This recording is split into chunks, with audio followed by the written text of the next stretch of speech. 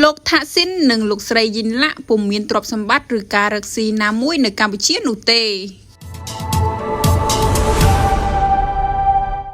លោកថាស៊ីនស៊ីណាវ៉ាត់និងប្អូនស្រីយិនឡាក់ស៊ីណាវ៉ាត់ដែលជាអតីតនាយករដ្ឋមន្ត្រីថៃពុំមានទ្រព្យសម្បត្តិឬការរកស៊ីណាមួយនៅកម្ពុជានោះទេនេះបើតាមការបញ្ជាក់របស់សម្ដេចជូហ៊ុនសែនប្រធានព្រឹទ្ធសភាកម្ពុជា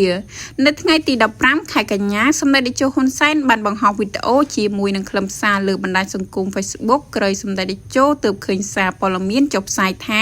លោកថាស៊ីនមានទ្រព្យសម្បត្តិនៅកម្ពុជានិងដែលជាអាជ្ញាធរកម្ពុជាត្រៀមបង្កកទ្រព្យសម្បត្តិទាំងនោះសម្ដេចតេជោបានបញ្ជាក់យ៉ាងដូចនេះថាទូខ្ញុំនិងឯកឧត្តមថាស៊ីនមានបញ្ហាជាមួយគ្នាក៏ដោយក៏ខ្ញុំត្រូវមានការទទួលខុសត្រូវរក្សានៅភាពស្អាតស្អំរបស់ឯកឧត្តមថាស៊ីនផងដែរសម្ដេចបានសរសេរបញ្យោថាមិនថាឯកឧត្តមថាស៊ីនឬលោកជំទាវយិញឡាក់ពុំមានទ្រព្យសម្បត្តិឬការរកស៊ីណាមួយនៅកម្ពុជានោះទេឯកឧត្តមថាស៊ីនឬយិញឡាក់បានមកកម្ពុជាគឺប្រើប្រាស់យន្តរនរបស់ខ្ញុំទាំងអស់ដើម្បីបង្ហាញថាថាស៊ីនគ្មានទ្រព្យសម្បត្តិណាមួយនៅកម្ពុជានោះឡើយ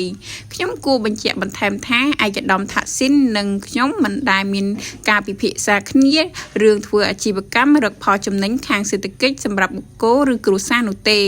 សម្ដេចបញ្ជាក់បន្ថែមប្រសិនបើព័ត៌មាននេះចេញពីកម្ពុជាសម្ដេចតេជោបានស្នើសុំឲ្យបញ្ឈប់ជាបន្ទាន់ដែលជាជាតិសាសន៍របស់យើងត្រូវរក្សានៅភាពថ្លៃថ្នូរមិនកុហកភូតភរមូបង្កាច់ប្រឌិតរឿងខុសការពិតប្រសិនបើរឿងនេះចេញពីប្រទេសថៃត្រូវទុកឲ្យអាជ្ញាធរថៃជាអ្នកដោះស្រាយ